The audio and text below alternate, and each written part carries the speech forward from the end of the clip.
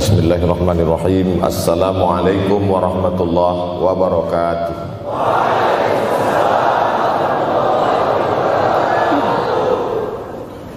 Alhamdulillahi wa kafa, wassalatu wassalamu ala al-habibil mustafa wa ala alihi wa ashabihi ahli tuqa wal wafa. Subhanaka la ilma lana illa ma 'allamtana innaka antal alimul hakim. Rabbi shrah li sadri wa yassir li amri wahlul 'uqdatam min lisani yafqahu qawli. Yang sama-sama kita hormati bapak-bapak wakil rektor, tidak dapat saya sebutkan satu persatu, ketua takmir masjid, hadirin hadirat jamaah fardu subuh, bil khusus adik-adik mahasiswa mahasiswi, insyaallah kita semua dimuliakan Allah Subhanahu wa taala. Man shallas subha fi jama'atin, siapa yang salat subuh berjamaah, faka'annama shallal laila kullah, dapat pahala seperti salat sepanjang malam. Berarti kita sudah salat sepanjang malam, tapi tetap besok malam tahajud. Jangan karena sudah salat subuh berjamaah lalu tidak lagi tahajud, apalagi yang memang tak pernah tahajud, dan ini dijadikan alasan. Besok kalau ada orang membangunkan dia, bangun salat tahajud, man shallas subha fi jama'atin faka'annama shallal laila kullah. Man shallas subha fi jama'atin, siapa yang salat subuh berjamaah, kana fi zimmatillah. Dalam hadis yang lain, siapa yang salat subuh berjamaah maka sampai petang sampai malam nanti dia akan mendapatkan zimmatillah, tanggungan. Makna tanggungan dipelihara, dijaga Allah zahir dan batin. Kalaupun dia mati hari itu, matinya dalam istiqamah dan husnul khatimah. Tapi dalam hadis ini cuma 3 Ustaz. Idza haddatsa kadzaba, bicara dusta, wa idza wa'ada akhlafa, kalau berjanji ingkar, wa idza tumina khana, kalau diberi amanah berkhianat. Dalam hadis lain, kalau sudah dilihat orang salat subuh berjamaah, insyaallah diselamatkan dari nifaq, kemunafikan dalam hatinya. Munafik diambil dari 3 huruf, nafaqa. Nafaq, panal, terowongan, 2 pintu, ada pintu masuk, ada pintu keluar, punya 2 wajah, berbeda zahir, berbeda batin. Tapi salah satu tanda adalah pada salat subuh. Mudah-mudahan Allah menyelamatkan kita dari sifat munafik. Makanya perempuan-perempuan kalau mau dapat suami yang selamat dari munafik, inilah dia pasukan sholat subuh ini. Selesaikan aja dulu 8 semester.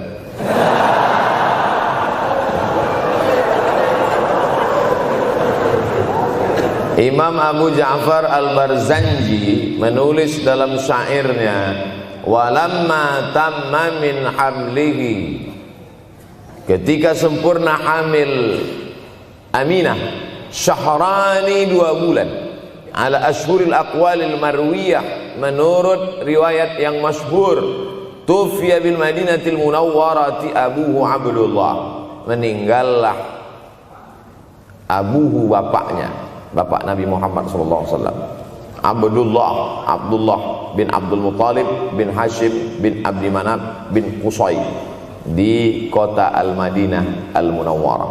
Ketika itu usia Nabi 2 bulan dalam kandungan. Setelah itu Nabi SAW pun lahir, dibesarkan dalam peluk cium kasih sayang Aminah. Lalu kemudian pada usia lebih kurang 4 tahun dibawa lagi ziarah ke makam ayahnya. Dan dalam perjalanan pulang dari ziarah itu meninggal pula Aminah.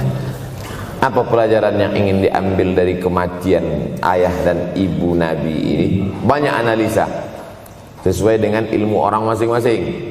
Bagi psikolog yang katanya pengaruh akal manusia itu dipengaruhi 4, maka kata mereka manusia ini berpikir itu dipengaruhi oleh pertama ayah, yang kedua ibu, yang ketiga bacaan, yang keempat lingkungan.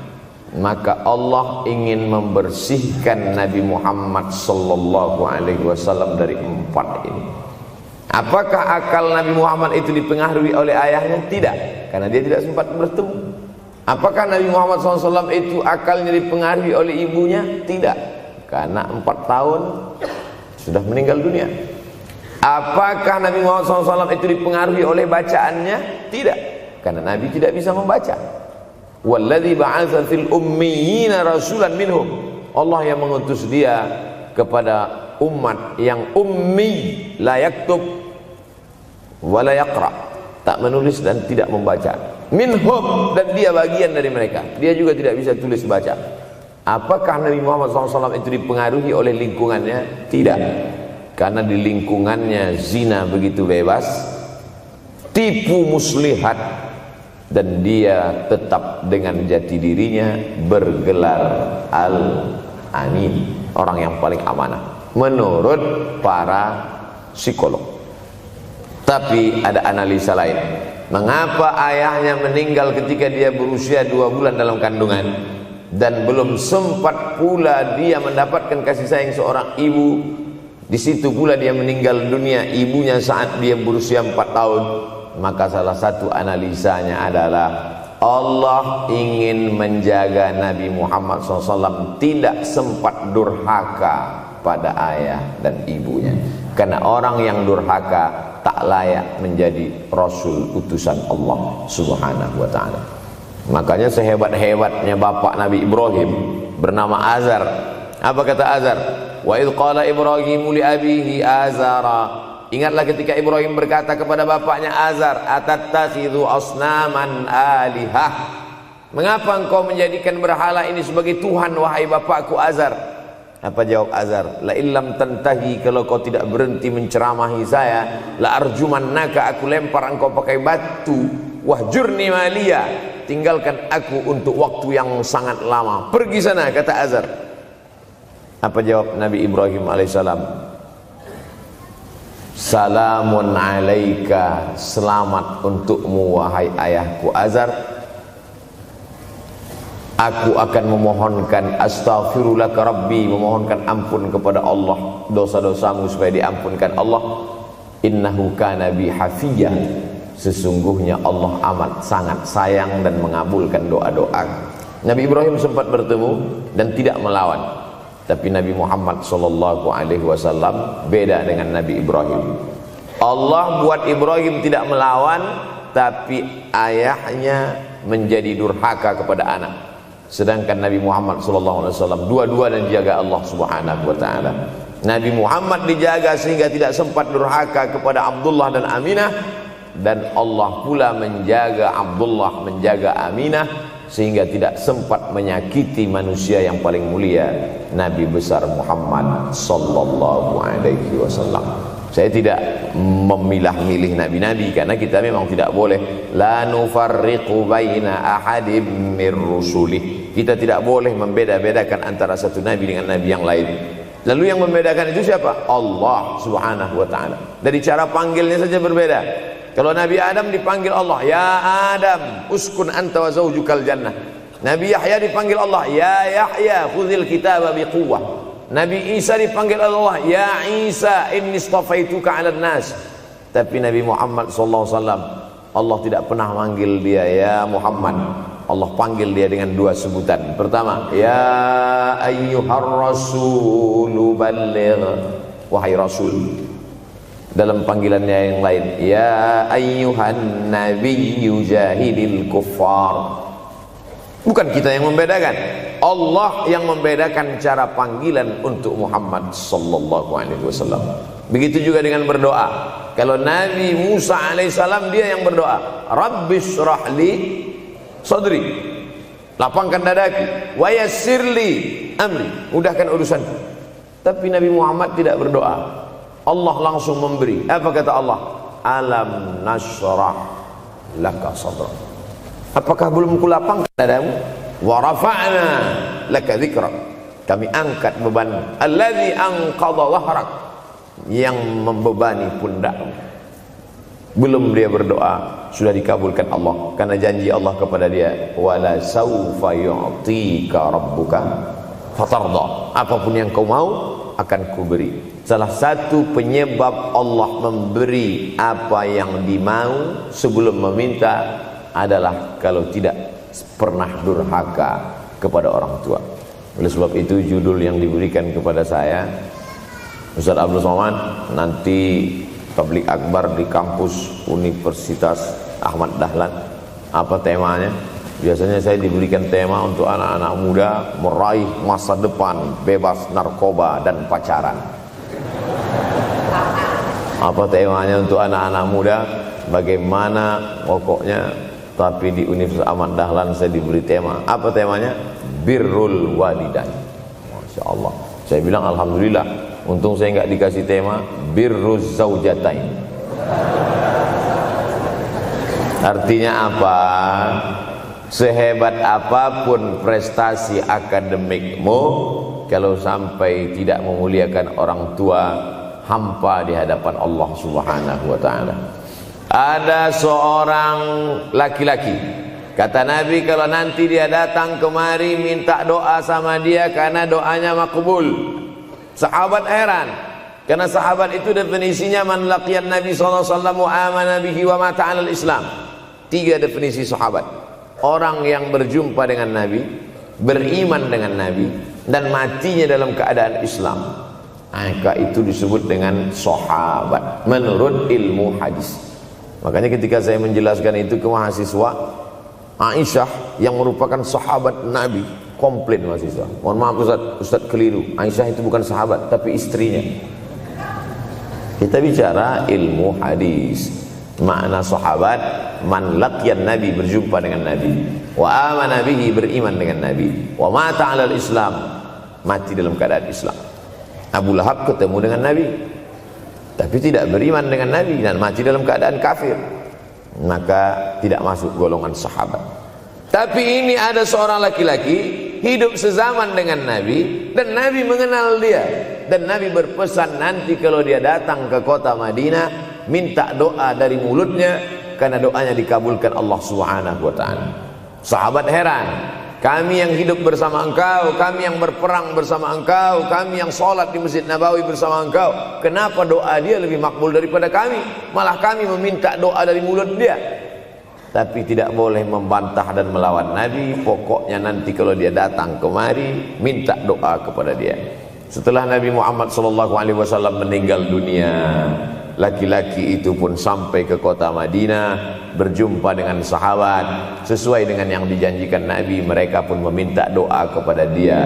Namanya Uwais Al-Qarni. Makanya Uwais Al-Qarni tidak ada masuk dalam buku biografi sahabat.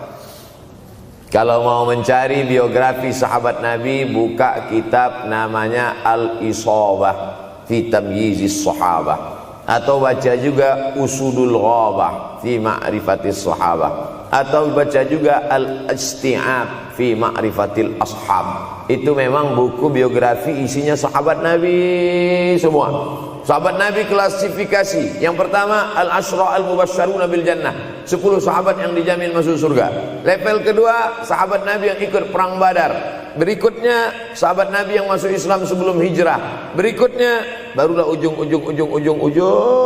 sahabat Nabi masuk Islamnya setelah hijrah, setelah Islam kuat, barulah dia masuk Islam. Tapi nama Uwais Al-Qarni tidak ada di dalam, karena dia tidak cukup syarat untuk menjadi sahabat, karena dia tidak pernah berjumpa langsung dengan Nabi Muhammad sallallahu alaihi wasallam. Tapi kenapa doanya makbul? Ternyata dia tidak berjumpa dengan Nabi bukan karena dengki, bukan karena musuh, bukan karena tidak beriman. Dia tidak jumpa dengan Nabi, salah satu sebabnya adalah karena dia menjaga ibunya di Yaman. Makkah di tengah, Yaman di bawah, Syam di atas, negeri Syam. Tak ada hubungan dengan negeri paman Syam. Syam di atas, Yaman di bawah, Makkah di tengah.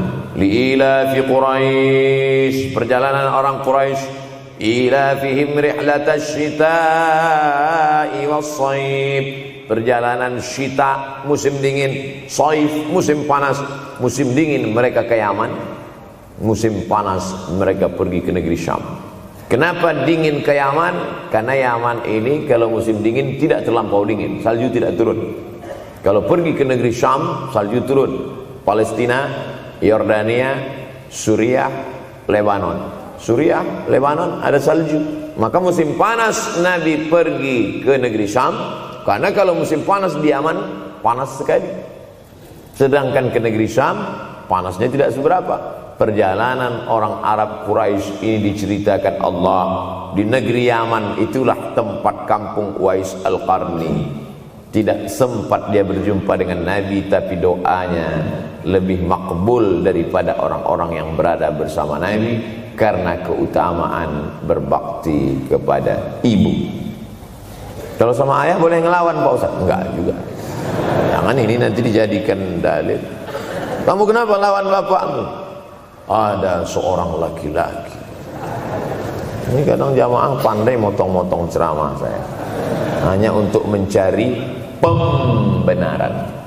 Sedangkan kita ngaji ini mau mencari kebenaran. 1000 dalil bagi orang untuk mencari kebenaran, tapi ada 1001 hujjah untuk orang yang suka mencari pembenaran. Nah, jadi kalau saya bicara tentang ibu, sesungguhnya ayah sudah masuk.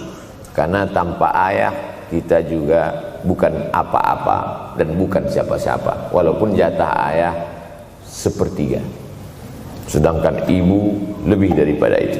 Man ahaqqun nas bi husni suhbati, siapa orang yang paling layak mendapatkan baktiku ya Rasulullah? Ummuka. Summa man, siapa lagi? Ummuka. Summa man, siapa lagi? Ummuka. Summa man, abuka. Itu yang menyusun itu Nabi SAW, bukan saya. Itu makanya ibumu, ibumu, ibumu, bapakmu. Kenapa Nabi 3 kali? Kenapa Nabi menyebut laki-laki 1 kali, perempuan 3 kali? Karena ibumu mengandung, ibumu melahirkan, ibumu menyusukan. Siapa yang mau dapat 3 kali? Coba yang 3 ini. Mengandung, melahirkan, menyusukan. 3 ini belum bisa dilakukan oleh laki-laki dimanapun. Adapun merubah wajah sudah bisa. Makanya ada lady boy, wajah lady, betis boy. Tapi untuk mengandung tidak bisa. Ana Rahman, aku ini Rahman, kata Allah. Syaqaqtur rahim wa ja'altu lahu isman min ismi. Aku ciptakan satu makhluk di dalam perut perempuan, maaf, namanya rahim, dari namaku. Ini yang belum bisa dibuat dokter dimanapun di dunia ini, menciptakan rahim, belum bisa. Andai terpecah rekor ini, maka kebanggaan luar biasa bagi LGBT. Tidak bisa, sampai hari kiamat tidak akan bisa, janji Allah. Karena Allah mengatakan dalam hadis qudsi, Ana Rahman ja'altu lahu isman min ismi. Maka ada satu makhluk dalam perut perempuan yang diciptakan, diambil dari Asmaul Husna. Sehebat-hebatnya laki-laki, dari ujung rambut sampai ujung kaki tidak ada di tubuhnya ini yang diambil dari Asmaul Husna, tak ada. Bahwa namanya dari Asmaul Husna ada, Abdus Somad. Tapi ada makhluk di badannya diambil dari Asmaul Husna, itu hanya ada pada perempuan. Oleh sebab itu perempuan luar biasa. Makanya kampus Universitas Ahmad Dahlan memuliakan perempuan. Mana perempuan? Di atas letaknya. Makanya saya tidak terlalu berani mendongak ke atas. Begitu hebatnya perempuan. Perempuan adalah ibumu, perempuan adalah istrimu, perempuan adalah anakmu, perempuan adalah adikmu. Maka saat engkau memuliakan perempuan, engkau sedang memuliakan 4 aspek dari kehidupan. Ketika Nabi Muhammad SAW diutus Allah ke atas muka bumi ini, salah satunya adalah mengajarkan manusia bagaimana menempatkan pada posisinya. Posisi dia adalah tempat kita menumpang. Ketika ada seorang laki-laki yang sudah sukses diwawancarai, siapa orang yang paling berjasa dalam hidup Anda? Dulu waktu saya merantau ke Yogyakarta, belum ada apa-apa, saya sempat numpang di rumah dia selama 4 bulan. Kata seorang artis dalam sebuah wawancara, Begitu bangganya dia berkata, itulah orang paling berjasa kepada saya karena saya sempat numpang di rumahnya 4 bulan. Tapi ada yang dia lupa, bukan rumahnya yang kau tumpang, bukan ruang tamunya yang kau diami, sempat numpang di perutnya 9 bulan 10 hari. Tak pernah kau sebut. Angkat tangan yang tidak menumpang di rahim, langsung dari planet Mars langsung kemari. Enggak ada. Mr. Bean yang kita semua sehebat apapun pernah menumpang di perutnya. Oleh sebab itu makanya dosa yang paling mengerikan adalah kalau ada orang jual sabu-sabu, peminum khamar, di dunianya bahagia, happy, senang. Itu Ustaz, pengedar narkoba, hidupnya aman, adem, ayam, tentram. Di akhirat azabnya baru diberikan Allah Subhanahu wa taala. Ada orang yang pelakor senior tapi hidupnya di dunia senang-senang saja, di akhirat nanti azabnya ditunda. Namanya istidraj. Istidraj diambil dari kata daraja, tertunda. Azab yang tertunda. Sudah jadi judul sinetron. Azab yang tertunda. Tapi ada satu perbuatan dosa yang pasti di dunia dirasakan. Apa itu? Durhaka pada orang tua. Orang yang durhaka pada orang tua, di dunia dia tetap dapat, di akhirat dapat sekali lagi. Itu janji Rasulullah SAW. Lama hidup banyak dirasa, jauh berjalan banyak dilihat, lama jadi ustadz banyak yang curhat. Maka tidak 1 2 itu saya lihat dalam kehidupan. Hebat, rezeki banyak melimpah ruah, tapi jauh dari kebahagiaan. Apa sebab? Janji Rasulullah SAW. Orang yang durhaka pada orang tua di dunia sudah dapat, di akhirat dapat lagi. Dapat. Di mana letak keadilan Allah? Kenapa di dunia sudah dapat, di akhirat dapat lagi? Yang di dunia itu baru DP-nya, di akhirat baru kau rasakan cash. Oleh sebab itu jangan pernah melawan pada orang tua. Jangan pernah melawan. Apapun kata dia, jurus menghadapi orang tua ini tidak banyak, 3 saja. Kalau dia marah-marah, kalau dia cerewet, kalau dia ngamuk-ngamuk, pertama diam. Pulang kampung marah dia. Saya bolak-balik kirim uang belanja, kenapa kamu IP-nya 2,0? Diam. Yang kedua, diam. Yang ketiga, diam. Kalau belum bisa membahagiakan, jangan susahkan dia. Kalau belum bisa menunjukkan prestasi, jangan susahkan hatinya. Jangan sampai belum ketemu dengan wajah kita pun dia sudah susah hati. Baru nama kita muncul di HP-nya, kumat darah tingginya.